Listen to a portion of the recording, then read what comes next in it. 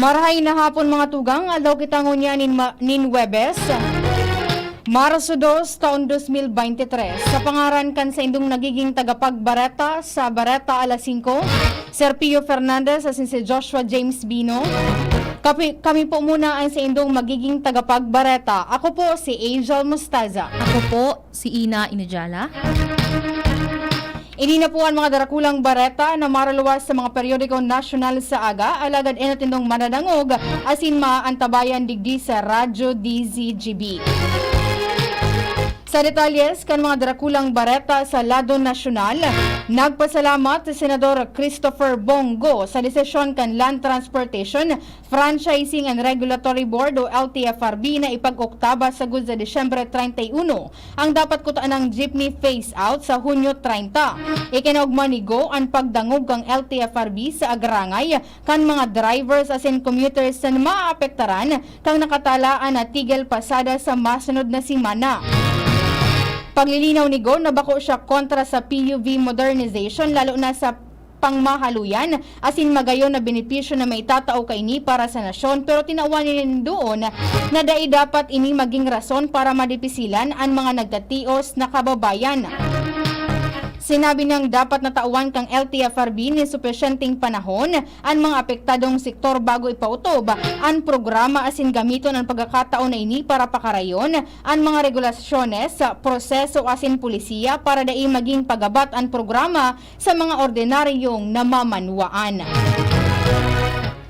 Magpapadagos pa man giraray ang sarong simanang transport holiday na inorganisar kan mga transport group apisar kan desisyon kan Land Transportation Franchising and Regulatory Board o LTRFB na palawigon ang deadline para sa mga jeepney operator na nag-intra o nagbilog nin mga kooperatiba sagko Disyembre 31, 2023. Sigun kay Manibela Chairperson Marval Buena, ipapadagos pa man giraray ninda ang tigil pasada sa masunod na simana.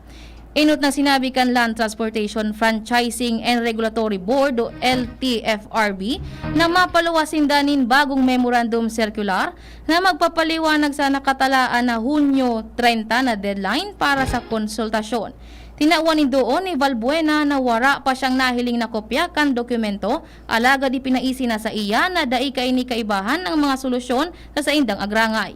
Dagdag pa kay nina sa 40,000 na public utility vehicles o PUV ang masabay sa indang strike na pwedeng makaparalisar sa transport system sa Metro Manila poon Marso 6 sagkod Marso 12, 2023. Mandato sa mga jeepney driver asin operator na mamiyembro o magbilod ning mga kooperatiba sa irarom kan public utility vehicles o PUV modernization program na may kamawota na salidahan ang mga tradisyonal na jeepney kan mga lunadan na pigpapaanda rin mga environment-friendly na gasolina.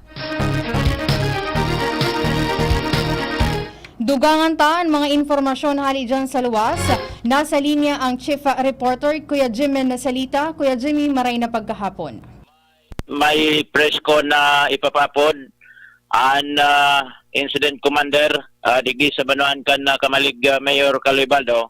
Oras na umabot na digdi sa drop-off point sa barangay Anuling, ang ultimong bangkay, pang-apat na bangkay, nalunad sa Cessna plane na nag-abiriya, nag-crash dyan sa itaas kan Bulkang Mayon kung saan padagos na ini na ipinagbababa sa ngunyan kan mga retrievers. And sigun sa alkalde na pag nakababa na, automatic isusunod na ang press conference and digdi maaraman kung totalmente i-determinate na ang retrieval operation. Pero sa mga oras ni iyo ang pagtubod kan mga pagriba sa industriya dahil sa tapos na ang sa indang operasyon, oras na makababa na totalmente hali digdi sa radar station ang ultimong bangkay na pinagtutuburan iniso foreigner na kasabay duman sa buminagsak na Cessna plane 340. Ang tabayanan ang mga detalles kini dahil ta paragos man ining pinagantabayanan kan DCGB News sundo na matapos ang mga aktibidades sa misyon na ini digdi sa Banuan kan Kamaligalbay. Jimmy Nasalita, DCGB News. Sa pagpapadagos kan mga bareta sa lado nasyonal, nagresponde ang Philippine Coast Guard sa helicopter crash na nangyari sa pagultanan kan Brooks Point sa Asin Balabac, Palawan kan Marso 1, 2023. Ang Philippine Coast Guard o PCG District Palawan nagdeploy nin BRP Malabrigo o MRRV-402 asin nakipagkoordinar naman sa Philippine Aeronautical Rescue Coordinating Center o PARCC. Ang insidente na kinaiimbeltuhan yung sarong helicopter na may tail number N45VX na lunad ang 4 na individual, kaibahan ang piloto. Base sa investigasyon, kinuha kan helicopter ang sarong pasyente sa Mangsi Island bandang alas 9 nin aga, kanawaran ininin kontak bandang alas 12 gis nin udto, mantang paduman sa Brooks Point. Nagkukondukta na nin search and rescue operation ang Philippine Coast Guard sa kataning na kadagatan. Philippine Coast Guard o PCG na naghiwas na sa 6 na kilometro ang laba asin 4 na kilometros ang hiwas kan oil spill sa kadagatan na sakop kan Oriental Mindoro. Ang slick iyo ang makukuha harani sa Balingaw Point sa Nawan Oriental Mindoro. Ini matapos kumpirmahon kan Philippine Coast Guard na dagos nang naglubog ang MT Princess Empress na tanker na nagtagilid kan Martes dahil sa engine trouble. Lunod kan MT Princess Empress ang 800 mil na litro nin industrial oil gikan sa Bataan pasiring sa Iloilo kan ini naanod pasiring sa Balingawan Point dahil sa maukol na kondisyon kan dagat. Sinabi kan Coast Guard na mabilog ininin Crisis Management Committee mantang nagpapadagos ang oil spill assessment as in response operations. Inot ng sinabi kan Department of Environment and Natural Resources o DENR na pigbabantayan maninda ang sitwasyon sa nasabing kadagatan. Apera sa BRP Melchor Aquino, sinabi kan Philippine Coast Guard na ipapawagas man kaini ang BRP Habagat para magsirbing marine pollution platform para antabayanan ang oil spill na pwedeng padagos na maghiwas.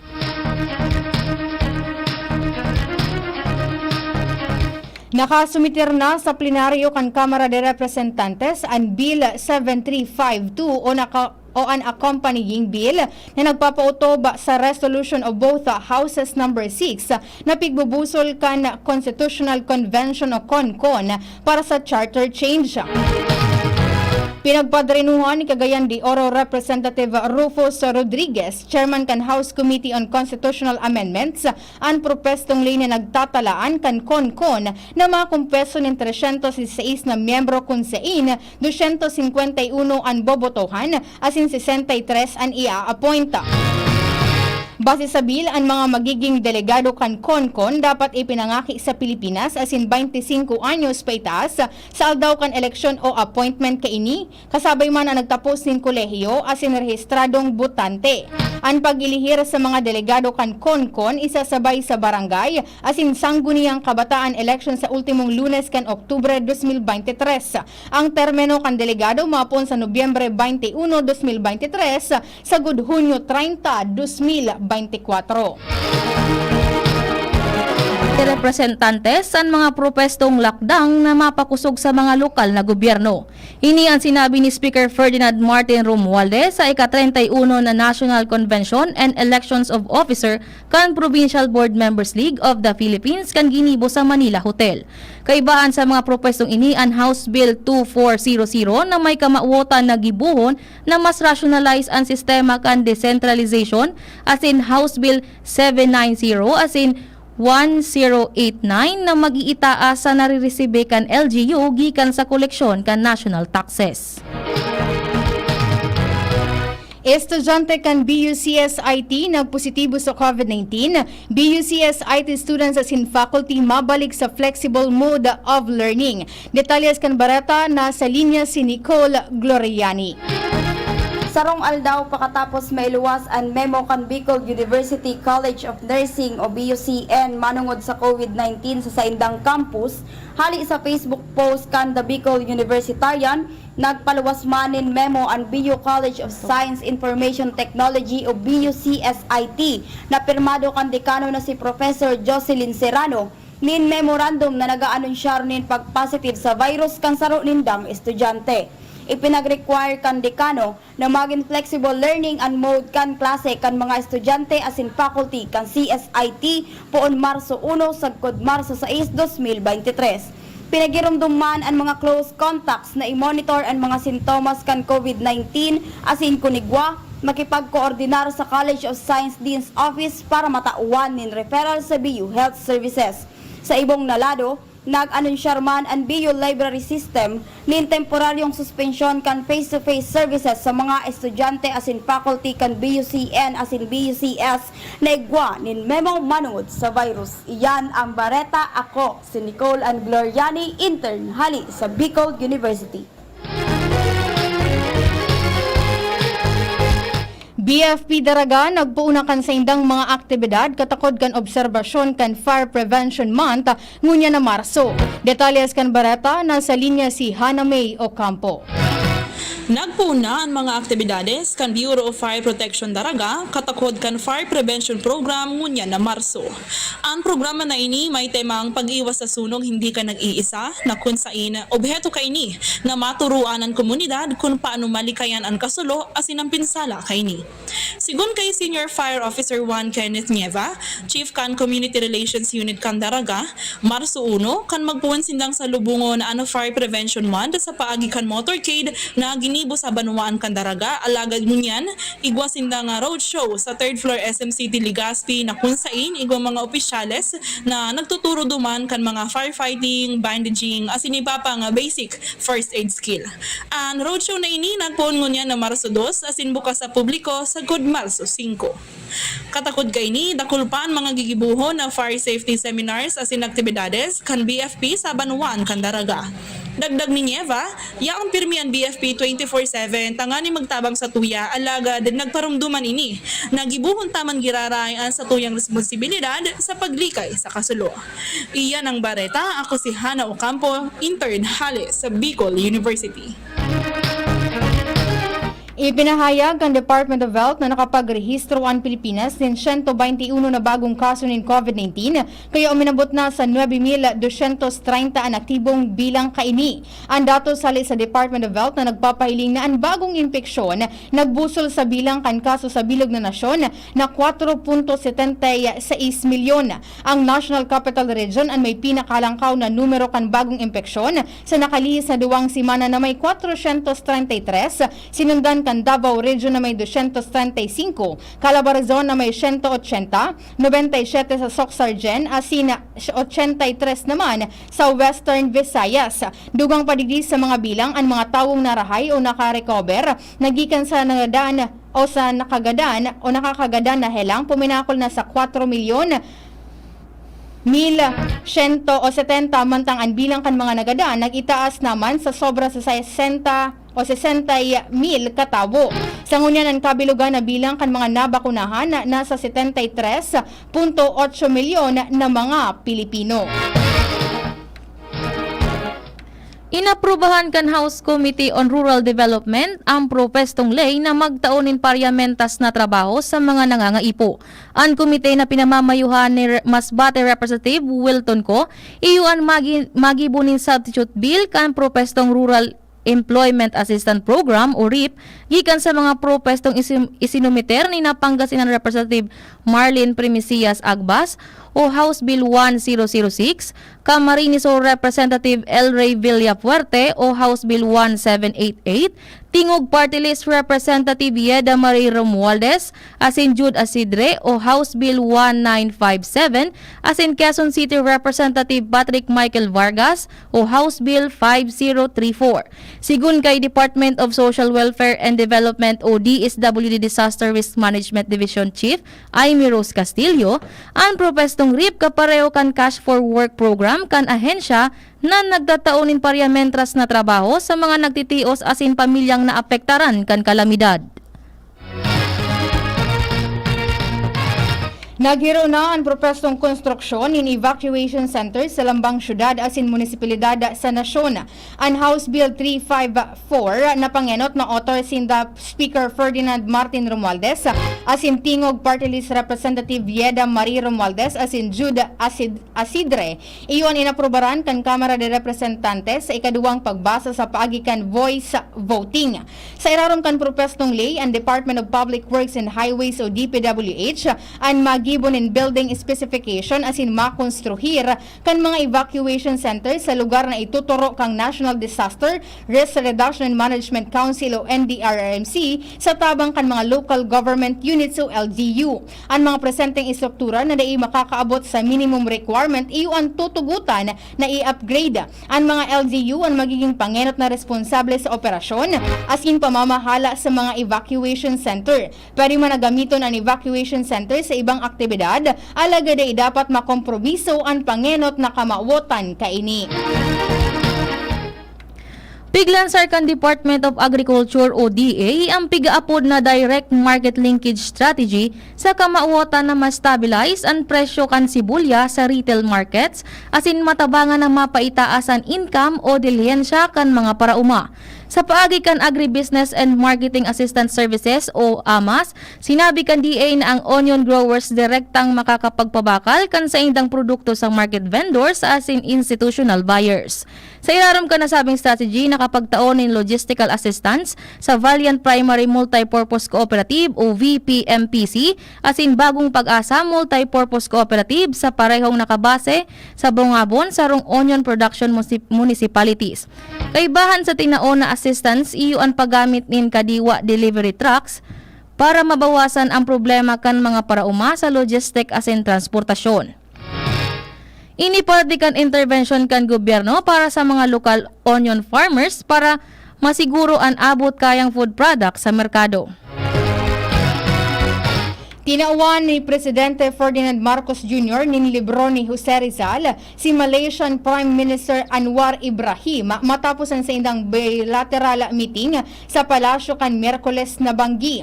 Sigun sa Presidential Communication Office o PCO, nagbalyuhan ng regalo ang duwang leader kung saan ang libro ni Rizal na Nolimitang Here Tercera Edition 1909 ang itinao kan Presidente sa iyang bisita. Sinabi ni Ibrahim na pigkukonsiderar ini si Dr. Jose Rizal bilang precursor to Asian Renaissance asin nagpapasalamat ini sa presidente dahil sa itinaon na regalo na sigun sa iya waranin katumbas na kantidad. Dahil man pinag-unambitan kung ano ang itinaon na regalo ni Ibrahim kay Presidente Marcos. Tinauan manin waling-waling brass card holder ang agom ni Ibrahim na si Dr. Juan Iziza binti Juan Ismail na ginibo sa Cebuano Artisans. Ibinasura kan Commission on Election o COMELEC ang motion for consideration para idiskwalipikar si Senator Raffy Tulfo. Sa senatorial race kan Mayo 2022, national asin local election dahil sa kakulangan kan ebidensya. Isiminiter ni Juliet Lico Person na may petsang Mayo 10, 2022 ang nasabing disqualification petition kontra kay Tulfo dahil sa pagpalyar na makasunod sa mandatory requirements. Sinabi niyang dahil ibinugtak ni Tulfo sa iyang Certificate of Candidacy o COC ang tangaran kang agum kaini asin tinauan ni doon na sinda kasal na asin ibinulgar man na may dual citizenship ini si Tulfo. Inot ng ibinasura kan 2nd Division kan poll body ang nasabing kaso kan Pebrero kan nakaaging taon. Sinabi pa kan COMELEC na ang Senate Electoral Tribunal ang dapat na magkonduktar ning pagdangog sa nasabing kaso kontra sa nakatukaw na ilustrador arog kay Tulfo na naiproklamar na bilang senador kan Mayo 18 asin nanumpa kan Hunyo 22 kan nakaaging taon. Dahil pwede kay Economic Planning Secretary Arsenio Balisacan ang hirit na aumento sa sweldo kan mga obrero sa tao kan halangkaw na presyo kan mga pangenot na barakalon sa nasyon. Patanid kan sekretaryo na mas lalong makakaraot sa ekonomiya kung tatauan, papaunrahan ang mga dugang na sweldo lalo na tabagulbol pa man giraray ang pagrambong kan ekonomiya. Paliwanag kay ni na kinakaipuhan na mas dakol na investment ang maglaog sa nasyon para makapagtaonin mas dakol na trabaho. Ipinahayag ni Public Attorney's Office o PAO Chief Persida Acosta na kaya pauro-utro na sana ang nagagada ng mga estudyante sa hazing, iyo dahil tabako makusog ang implementasyon kan anti-hazing law sa nasyon. Sa ginibong press conference sa Quezon City, hinagad mismo ni Acosta na repasuhon kan mga kongresista ang lay dahil kan mga seri kan violensya kan mga estudyante na nauuli sa brutal na pagadan dahilan sa hazing. Kan haputo naman ni Acosta na in kaso nagdulok na sa indang ang mga abogado ang mga miyembro kan fraternity na minakonektar sa hazing kan Adamson University student na si John Matthew Salilig, tulos niyang sinabi na ini tatabangan. Naghagad naman ng tabang sa PAW ang pamilya ni Salilig asin pa sa upang biktima kan hazing sa Cebu. Makondukta nin sa diring investigasyon ng Commission on Human Rights o CHR sa paggagadan kan 24 anyos na si John Matthew Salilig dahil sa hazing. Sigun sa CHR na sindang pigkukondenar ang anuman na klase nin pambabanog, pisikal man o psychological. Bako makatawong paagi ang hazing o anuman nakapareho kaini. Maliwanag man ang paggagadan nin Salilig sa rong klase nin pagsuhay sa diretsyong pantawo. Magigiramduman nagkaperang person of interest ang naarestar kan kapulisan kung sein ang iba kaini ka klase kan biktima sa Adamson University. Kinundenar man kan Tau Gamma Phi fraternity ang nasabing insidente. Nakuha ang bangkay kan biktima sa bakanteng lote sa Cavite matapos ang sarong simana na i-report na nawawara ang biktima. Nagakaigwa na nin moto proprio investigation o sa diring investigasyon ang Commission on Human Rights o CHR manungod sa paggagadan kan 24 anyos na Adamson University student na si John Matthew Salilig matapos ipairarom sa hazing sa Imus, Cavite. Sigun sa CHR, padagos na pigkukondenar kan ahensya ang gabos na klase nin pagkulog kay Salilig sa pisikal na aspeto man asin psychological. Tinauan doon ni CHR na unhazing na sarong ritualistic act of humanization as in degradation iyuan saro sa minabalgar sa deresos kan kada individual.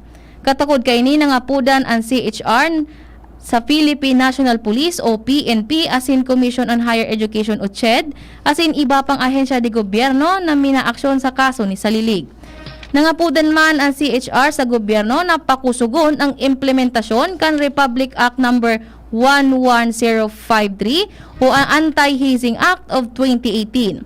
Inot nang nagpaabot nin pakikidumamay ang CHR sa pamilya ni Salilig asin nangangapudan nin hustisya sa nangyaring pagadan sa nasabing estudyante.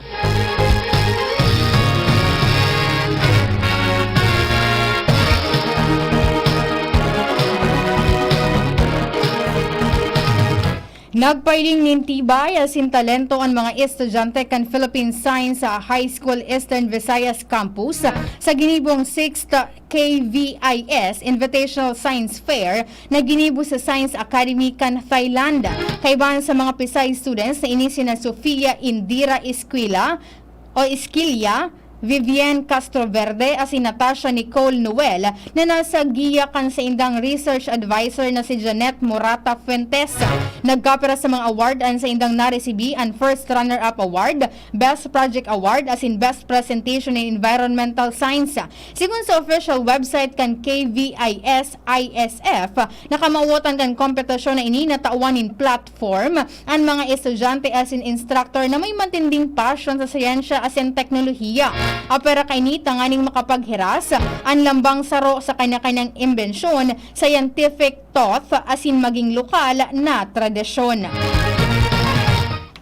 Nagpatanid ang Philippine Embassy sa Pinoy caregiver sa Israel na may negosyo arugan balikbayan o cargo delivery na inipigbayular kan lay sa Israel. Sigon sa embahada, kontra ini sa saindang visa o employment contract asin pwede sindang ma-deport dahil digdi. Siniguro man kan Philippine Embassy, nagigibo na sindanin mga lakdang katakod kan mga reklamo kan mga nagkapirang mga overseas Filipino workers o OFWs sa pagka-delay kan sa indang mga balikbayan boxes. Inabisuhan naman ng mga Pinoy sa Israel na makipagtransaksyon na sana sa mga lisensyado o legal na kumpanya o ahente kan balikbayan box.